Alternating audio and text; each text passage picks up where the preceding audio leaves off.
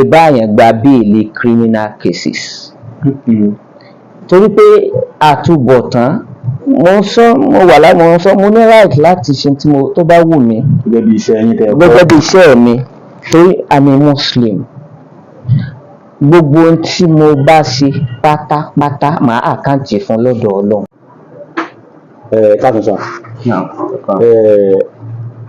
orúkọ tèmi ni ojúlówó ọmọ Yorùbá òbí nínú iṣẹ́ àìmọ̀ fún olóko. Ẹ dákun bá mi dárúkọ yín fún gbogbo ilé. Orúkọ tèmi ni amòfin S.A. Tádíṣe n tá lè pè ní barrister S.A. Tádíṣe. Iṣẹ́ agbẹjọ́rò ni tàbí amòfin tàbí agbẹjọ́rò báwọn èèyàn ṣe pè. Báwọn èèyàn ṣe bí Yorùbá ṣe máa ń pè. Mo tún wá jẹ́ Director General fún àwùjọ kan tí à ń pè NGO ajàfẹ́tọ̀ọ́ ọmọnìyàn Tourist Ta'awunu Human Rights Initiative.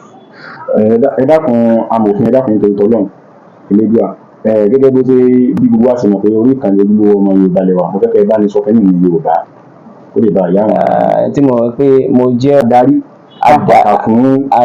káfàtà débi tó dé tó kárí gbogbo àgbáyé fún ajàfẹ́tọ̀ọ́ ọmọnìyàn tí àdàpè rẹ̀ ń jẹ́ tourist. Ní tí wọ́n jẹ́ kó yé gbogbo ara ni pé àwọn ni adarí fún àjọ ajàfẹ́tọ̀ọ́ ọmọnìyàn kan tí gbogbo èèyàn mọ̀ sí Tourist Ta'awunu Human Rights Initiative. Kò síbi tí ẹ̀ka yóò sí kò sí kẹ́ka àwọn òsì káàkiri orílẹ̀-èdè Nàìjíríà. Kódà wọ́n tún ní ẹ̀ka sí àwọn orílẹ̀-èdè kan tí ó sí Nàìjíríà wọ́n tún lẹ́ka síbẹ̀. Mẹ́bẹ̀ nǹkan là ń lọ lónìí. Ohun tí ojúlówó ọmọ Yorùbá ẹ kú ìgbìyànjú amòfin. Yes sir. Ọlọ́run jẹ́ kí gbogbo ọmọ ìjà sí ìrọ̀rùn. Àmín. Lórí ọ̀rọ̀ tó ń lọ lọ́wọ́lọ́wọ́ nílẹ̀ Yorùbá pàápàá jùlọ nílùú Ìlọrin ọ̀rọ̀ tó ń dá gbọ́nmi sí omi òtó lẹ̀ ọ̀rọ̀ Abdulrahman ọmọ Ìdísìn nísàlẹ̀ kòtò ọ̀pá Lawal Afsọ nílùú Ìlọrin òní mo fẹ́ kẹ́ ẹ bá mi tàn mọ́lẹ̀ sí nǹkan kan fáwọn èèyàn wa pàápàá jùlọ ní tí mo jẹ́ bí ọmọ Yorùbá oríṣiríṣi ètò mo ṣe lórí ẹ̀tẹ́ pé ọ̀pọ̀lọpọ̀ mùsùlùmí ò pé àbí mọ̀nàfíkì lọkùnrin ni àbí kíní kan lọkùnrin ni àbí èsè mùsùlùmí ni táwọn sọ fáwọn èèyàn pé ìjọmọnìyàn yàtọ̀ sí pé ọ̀rọ̀ pé ẹ̀sìn àti pé tẹ̀sìn gan tó kọ́ wa ni pé kéèyàn ò ní ìjọmọnìyàn lára nítorí pé ní ìjẹ́ mùsùlùmí káwọn sọ pé àní sọ òdodo ní orí ọ̀rọ̀ yìí ṣùgbọ́n ní àná òde òní yìí wọ́n gbé ẹjọ́ rẹ̀ padà wá sí magistrate court ní ìlú Ìlọrin nílé tí àbájáde ìgbẹ́jọ́ náà tí ó ń jẹ́ pé ní ìsìn báyìí nìsín wọ́n ní Ministry of Justice ní Kwara State tí wọ́n ti fẹ́ tẹ́wọ́ gba ọ̀rọ̀ náà pé kí wọ́n máa gbé lọ sí ilé ẹjọ́ tó ga jù ní High Court. Àwọn èèyàn sọ pé ṣégeṣége bóyá wọ́n fẹ́ dojú ọ̀rọ̀ ìbolẹ̀ báyìí ṣégeṣége torí ta tó gbọ́ ni pé wọ́n ní Abdulrahman kò tí ì ní agbẹjọ́rò kankan tí ń ṣojú rẹ̀ nílé ẹjọ́. Ó sì jẹ́ pé àwọn tí wọ́n mú pẹ̀lú ẹ̀ àwọn mẹ́rin bíi ọkùnrin kan tí wọ́n pè lágbẹ́ títún fóònù ṣe àti ọkùnrin kan tí ń ṣe ní ìlànà mọ́rin káàkiri àti láwọn ta ògbó kankan tí wọ́n mú pẹ̀lú ẹ̀ wọ́n láwọn mẹ́rin ti gba agbẹjọ́rò ní tí à ń ṣe á ní àhẹn ni pé kí ló tá Abdulrahman ò tí ì lágbẹjọ́rò tí kì í ṣe pé ọ̀rọ̀ ẹ̀ ní tí ìpè ọ̀rọ̀ ẹ̀ lọ́wọ́ kan nítorí gẹ́gẹ́ bí tí amòfin kan sọ ń bẹ̀ tí wọ́n pè ní Àjàsá agbẹjọ́rò fáwọn ògbó Ìlọrin ní tí ẹnu ọ̀rọ̀ tí wọ́n sọ ni pé tí Abdulrahman yẹn tí ó bá rí agbẹjọ́rò nǹkan kò ní ṣẹlẹ̀ ìdáhùn ò ní lè dájọ́ ẹ dákun ẹ bá ṣàlàyé láàrin yẹn kí ló ṣẹlẹ̀ àwọn èèyàn ní sì fẹ́ dojú ọ̀rọ̀ rú ni Abdulrahman òfin tí ì ní agbẹjọ́rò ẹ bá ní ra. Mo kí gbogbo àgbáyé tẹ́ rí nǹkan pè ní ètò òfin ẹ̀kọ́ ni but àwọn èèyàn wa wọ́n jẹ́ nìkan tó jẹ́ pé wọn ò máa ń pa ẹ̀ wọn ò sì béèrè ń pa ẹ̀ wọn ò sì máa sọ tí wọn ò máa ń pa ẹ̀. mi ò sí tà àti mọ̀ ń pa ẹ̀. So torí pé ètò yìí ó lágbèkalẹ̀ pẹ̀lú tó gbé kalẹ̀ ó sì lé ètò kì í ṣe pé a kàn máa sọ ohun tó bá wa lẹ́nu lórí ẹ̀. Àkọ́kọ́ náà kí n kọ́kọ́ yà sí ibi tí ẹ̀kọ́ lọ nípa kóòtù tí wọ́n gbé lọ àti kóòtù tí wọ́n tún pa fẹ́ padà gbé lọ táwọn èèyàn sọ pé bóyá wọ́n kò sí ìdojú ọ̀rọ̀ rò ń bẹ̀. Wọ́n máa pè nǹkan ní jurisdiction tàbí a lè pè ní limitation. Gbogbo kóòtù kọ̀ọ̀kan ló ní agbára bó ṣe lè gba kéèsì, bó ṣe lè entertain kéèsì tí ilé ẹjọ́ kékeré lè gbà ó wà limited bíi magistrate court. High court ló ní unlimited jurisdiction pé ó lè kò sí tí ò lè gbà. Òun náà sì tún ní gbèdéke ohun tí federal court lè entertain, high court ò lè entertain rẹ̀, but ó sì ní limited jurisdiction. Bí high court tí magistrate court àwa ń sọ yìí, magistrate court yẹn ń ta àwọn ọmọ ní criminal matter, ní tó bá ti wà criminative in nature, bóyá agbára wa létí assault, tàbá gúnra wa ní nǹkan, tàbá jalè, tàbá armed robber nǹkan kan. But ibi tó yẹ pé armed robbery yẹn náà ó níwọ̀nba tí high court magistrate court lè entertain, but ẹjọ́ pàápàá kò ságbára fún magistrate court bá a pààyàn but ibẹ̀ lákọ̀ọ́gbé lọ ní tó kọ́kọ́ súnmọ́ra àlú nìyẹn, káwọn ọlọ́pàá rẹ̀ pé ó dé ń charge pé wọ́n ò ní power láti gẹ́gẹ́ bí constitution láti restrain tàbí láti fi ọ̀daràn sínú àhámọ́ wọn ju bí 24 hours tàbí bí 48 hours lọ wọ́n tó gbé lọ sí nearest court.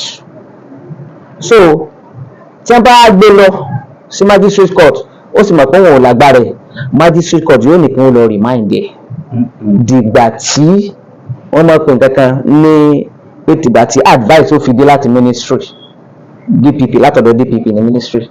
Advice yẹn tó bá dé pé ní tó wà ní advice ni pé ṣó lẹ́jọ́ jẹ́ àbí ò lẹ́jọ́ jẹ́. Tó bá ti lẹ́jọ́ jẹ́ báyìí, ìjọ náà ní high court ló ní kíní mọ̀ yóò transfer sí magistrate court ní kíní mọ̀ ní ti pínpín mọ̀. Àwọn tí sẹ́wọ̀n pé gbogbo tí bá ń jẹ́ criminal cases láyé state ni, state versus ọ̀daràn ni. Ó lè ní non complain out but ó ti dáràn state ni ó mọ̀ ṣe kíni wọ́n mọ̀ gbé ìgbẹ́jọ́ yẹn lọ. So ti yé báyẹn kì í ṣe pé wọ́n fẹ́ dojú ọ̀rọ̀ rú. Bákan náà tí ò bá sì ní lọ́ọ̀yà tó dìde fún kò ní kẹ́jọ́ stop, ó lè rojọ́ fún rẹ̀. So ti yé ó lè rojọ́ fún rẹ̀. Tó bá sì lóun jẹ̀bi ẹ̀sùn, adájọ́ wọn ò mọ ìgbésẹ̀ tí wọ́n fi jẹ́ pé n tó tọ́ sí, bóyá kí wọ́n hang ẹni, bóyá kí wọ́n ṣe kíni wọ́n sentence life imprisonment ní ilé ẹjọ́ ní ó determine kíni yẹn. But ká máa sọ lọ, àwa gan ìtẹ́jọ́ ilé ẹjọ́ ò sọ la máa sọ.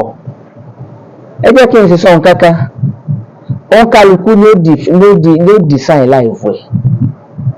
Èyí tí mo fẹ́ try láti sọ ń bẹ̀ ni pé tó bá ní lọ́ọ̀yà ẹ má blame ẹ̀, iṣẹ́ tí lọ́ọ̀yà kọ́ ni.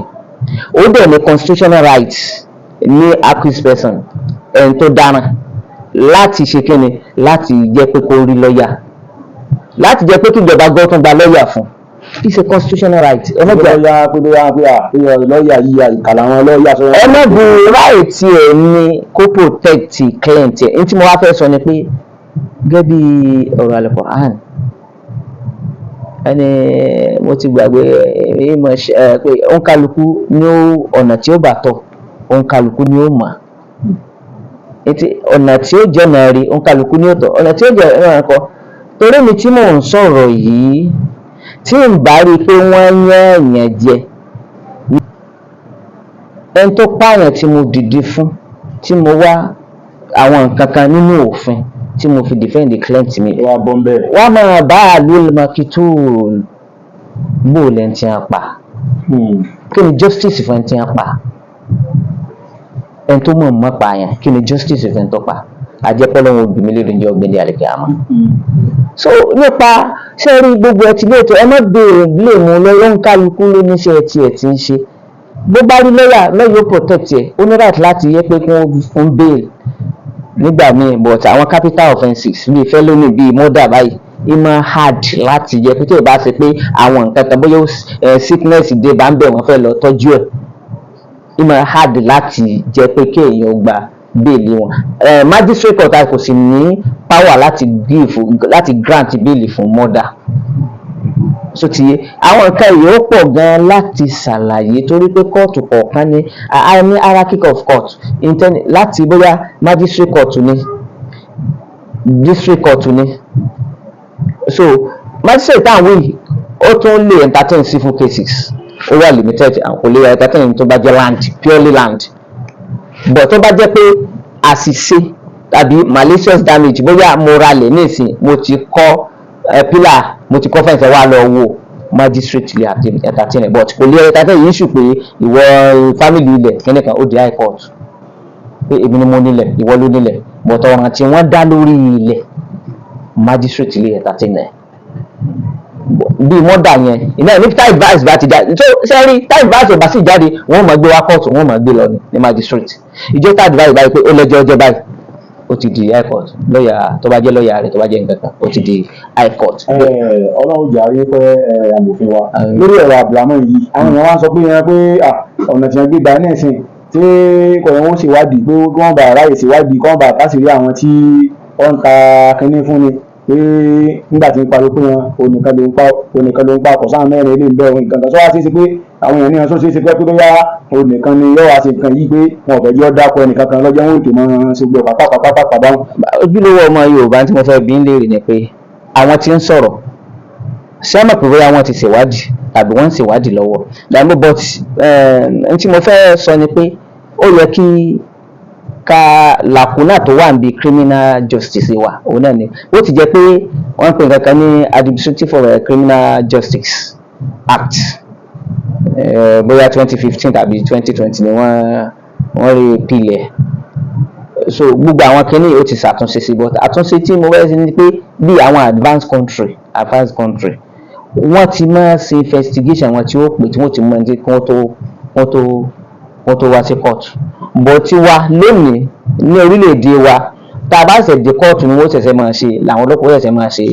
Ó yẹ kí ahmed kìíní bó ti jẹ́ pé ti wà nínú criminal pé ọgbúgbọ̀ ọ̀nà, but country wa ó ṣe kìíní jù tó pé nǹkan tí a bá ti ṣe báyìí ká tó lè máa implement ẹ̀ bóyá yóò di bí ọdún 10 ọdún. So ti yẹ tí wọ́n sọ káwọn èèyàn tí wọn ò sí níbi nǹkan kó wọ́n máa sọ pé wọn ò ṣe nǹkan kan, wọn ò tí ì bẹ̀rẹ̀ ọ̀gbẹ́jọ́ tí ìmọ̀ tí wọ́n ti ṣe jẹ́ pé ẹ bá ń lọ kóòtù ẹ mọ̀ pé báyìí. So àwọn ọlọ́pàá náà sì ń ṣiṣẹ́, so àbọ̀tà àwọn aráàlú ní ká máa ṣe sùúrù. Mo mọ̀ pé àwọn èèyàn yìí máa ka wà láà tó yẹ pé end of the day ìkan nílùú kan tó yẹ pé ó fọ́mú èèyàn ó pa àwọn èèyàn lọ́rẹ́ rẹ̀ tí wọ́n sì mú àwọn èèyàn, end of the day àwọn aráàlú yẹn ò rí justice. Àwọn yẹn ti jáde bó wọ́n ṣe jáde most wọn. So iná lọ wẹ́ pé ẹni tó kù bó tiẹ̀ jẹ́ pé kò sí bẹ̀rù Ọlọ́run mọ́ ni pé kápáyọ̀ Ọlọ́run. Èmi trust àwọn ọlọ́pàá, mo dẹ̀ trust ilé ẹjọ́. Wọn ò lè gbẹ̀bí fara rẹ̀. For example àtàwọn ministry gan ẹ wo iṣẹ́ takuntakun tí wọ́n ṣe lórí Abdulrahman ti kéèsì Adédoyin. So láti wọ́n ṣiṣẹ́ takuntakun, àwọn adájọ́ wa ni àwọn lọ́ọ̀yà wa ni from high court wọ́n dé dájọ́ yẹn, àpí court rí pé merit wà nù ẹjọ́ yẹn tí ó bá tẹ́ wọn lọ́rùn wọn ó padà lọ sí kíni supreme. So àti supreme náà ni pé ọ̀dọ̀ Ọlọ́run ló kù. So ní tí mo tó wá fẹ́ sojú lówó ọmọ Yorùbá mo fẹ́ ro àwọn gómìnà wa torí pé sẹ́rí kò ní máa ìpànìyàn yóò máa lọ bó ṣe ń lọ ni káàbá ti ní nísìn mo fẹ́ yàbàrá sí di Islamic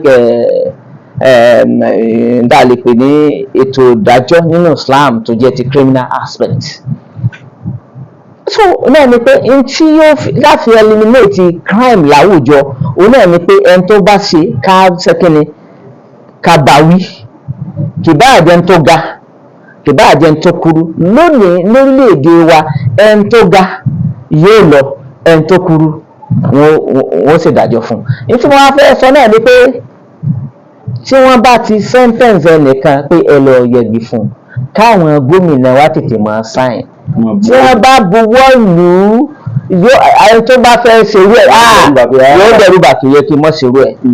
Só ti yẹ kò yẹ kí n má ṣerú ẹ̀. Ní tí Islam fẹ́ establish nìyẹn pé ẹni tó bá ní ó níye ní tó lè ṣe o ẹgbẹ́ ní ọwọ́ tó bá ń ṣe. So but ẹni tí wọ́n gbé lọ́wọ́ tó lè ní o pé o lè lélẹ́yìí tí o lè ní o èmi tí n bá ṣe irú ẹ̀gbọ́n ó sì gbé mi lọ́wọ́ ni yóò ṣe kẹ́ni yóò dẹ̀rù bà. Tàbí sẹ́nétọ̀ tó bá jẹ́ nǹkan tí a gbé lọ́wọ́ so sẹ́yìn pé wọn ò ní fẹ́ dìbò fún sẹ́nétọ̀ tó gbé yóò ní sọ apá pọ̀tì ẹlòmíràn ẹ̀rẹ̀ tó gbé tírílíọ̀n tó gbé yóò sì yóò lọ scot free tí ó sì wàhálà kankan. So nígbà bí mo ṣe wo ìdájọ́ Abdulrahman nílọrin ojú ti wà ń bẹ̀ so but ẹ jẹ́ ká ṣọ́ra nípa social media tẹ́ pé nǹkan kan ò ní ṣẹlẹ̀ àsọpọ̀ ṣẹlẹ̀ wọ́n ní lọ́ọ̀yà ti dìde fún ọwọ́ ọ̀nà kí wọ́n pè é kíní kan tí ó sì tí mo sì bẹ̀rẹ̀ ìgbẹ́jọ́. So àwa táyì sí lọ́ọ̀yà tá a máa bọ́ sósú rẹ̀ tá a máa sọ̀rọ̀ kọ̀rọ̀ pé ní tó bá ti ní wa àwa gán lè kó bára wa. So ẹ jẹ́ ká máa wo processing court bó ṣe ń lọ kò sí problem. Nígbà tí àwọn state ti dìde àwọn tó sì jẹ́ lọ́ọ̀yà ọmọ tó kú náà tí a pa àwọn náà wà níbẹ̀ wọ́n monitor wọ́n watch brief yẹn bí ṣe ń lọ. So mo dájú pé àárídájú òdodo pa ń bẹ̀. But tí mo wá rọ àwọn gọ́fìmẹ̀ntì wa ni pé kó jẹ́ kí n tó bá jẹ́ dájọ́ dáadáa ká máa jẹ́ pé kó máa fẹsẹ̀ múlẹ̀. Ẹ tó bá ti ṣe náà láfi eliminate corruption ìpànìyàn ìyẹn rẹ ní jẹ iná ní Nàìjíríà ò fi jẹ́ Nàìjíríà dáadáa. So bó ṣe rí nìyẹn ojúlówó ọmọ Yorùbá. Ẹ ṣé amòfin wa Ọlọ́run jẹ́ kí ẹ láṣeyọrí àmín ní ṣe àṣetì pẹ̀lú ògbó lọ́wọ́ nínú rẹ̀. Kí n tó máa lọ ó kù ọ̀rọ̀ kan tí mo fẹ́ kẹ́ bá yín nìyẹn. Ẹ rántí pé ìṣẹ̀lẹ̀ kan náà ṣẹlẹ̀ tó fẹ́ farapẹ́ ti Abdulrahman lórí alàgbà àjọ ìṣẹ̀lẹ̀ kan tí wọ́n lọ pa Ọlásùnkànmí kọjú ogun gba kankan. Ìkan náà tún ti ṣẹlẹ̀ nífẹ̀ẹ́ tó láago mọ́ pásítọ̀ lórí. So irú ọmọ yìí ní ìsìn báyìí ní ìsìn bàbá ọmọ yìí ké gbàjarè àti ìyá rẹ̀ wọ́n sunkún lọ sọ́dọ̀ Alhaji Oríyọmí Hamzat Àgídìgbò FM nìbàdàn. Wọ́n ní wọ́n ti fẹ́ dojú ọ̀rọ̀ rú máa lọ́wọ́ kìnní kankan gbà orí ara rẹ̀ là ń sọ. So n tó ṣẹlẹ̀ ń bẹ̀rùn kí la rò pé àwọn òbí ọmọ yìí kí ni wọ́n nídìí ní wàásù yìí báyìí torí ní ìsọdà pé ọ̀rọ̀ ti fẹ́ kó wọn ní ọ̀pá ó ti fẹ́ kó wọn papá mọ́ra wọn ti tó fi lè mú wọn tí wọ́n fi lè ké bọ́ọ̀ta ìyẹn ní oúnjẹ kó yá pé wọ́n ti rí nǹkan tí ọ̀tí wọn lọ́rùn tọ́ka wọn kọ̀ níbi ọ̀rọ̀ náà pé yẹn jẹ́ ti fẹ́ wáyé lọ́jọ́ wọn ó ké bọ́ọ̀ta báwọn.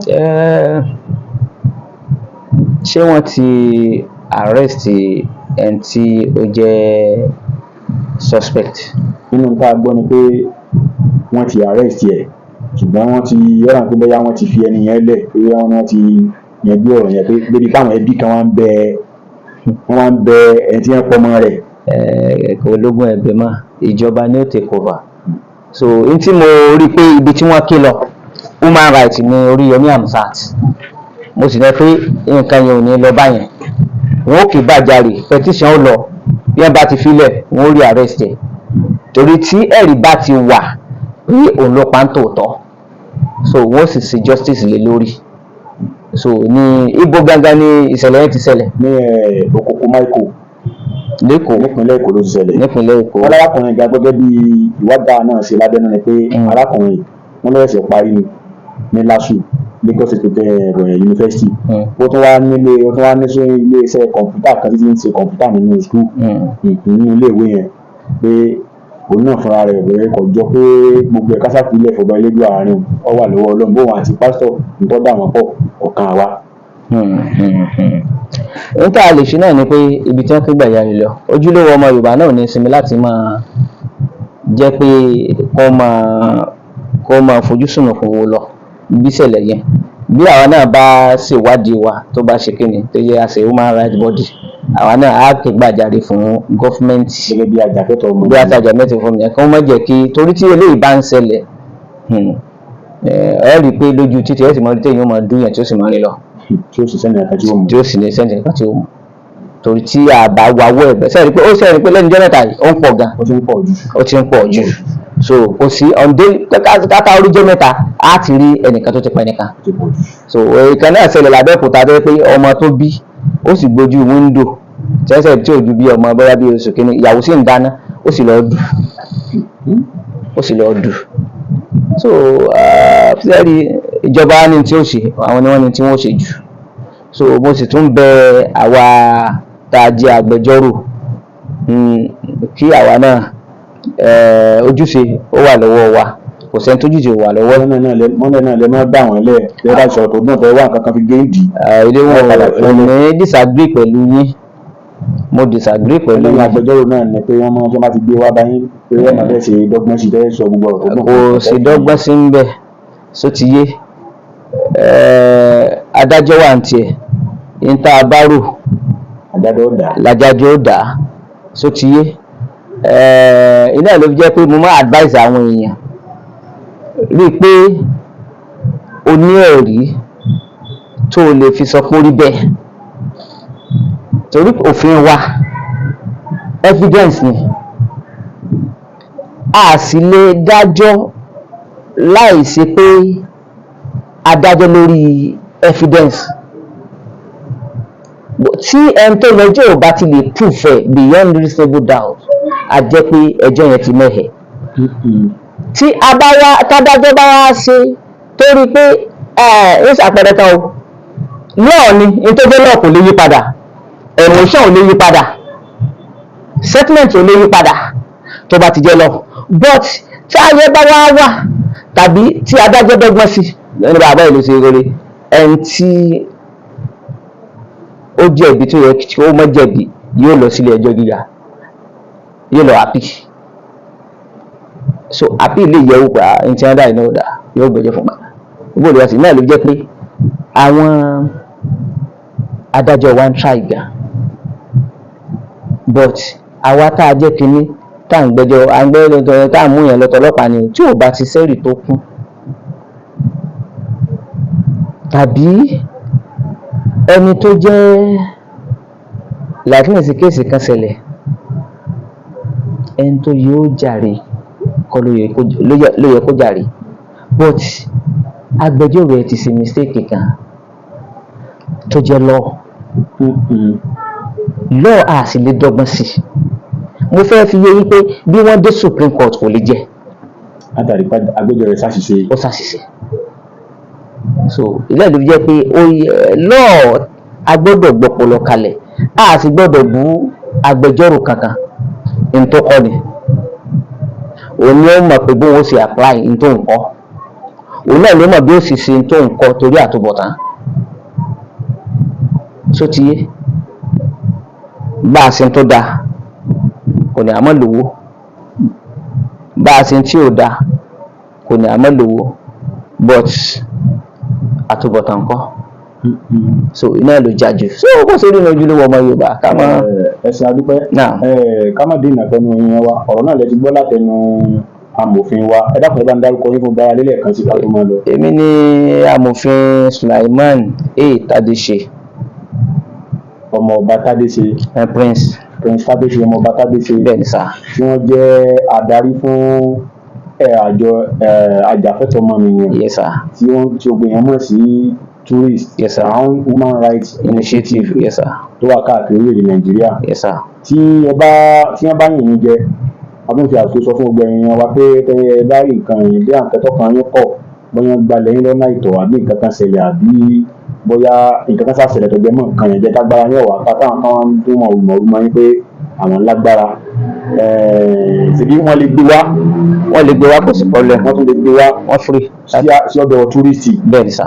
láti lè bá wọn jàfẹ́tọ̀ wọn. bẹ́ẹ̀ ni sà. ilẹ̀ ti bẹ́ẹ̀ yẹn wá o àdúrà wọ́n gbà á tún máa pàdé ojú ọmọ Yorùbá àná ìjùbá ìlọ ó dàbọ̀.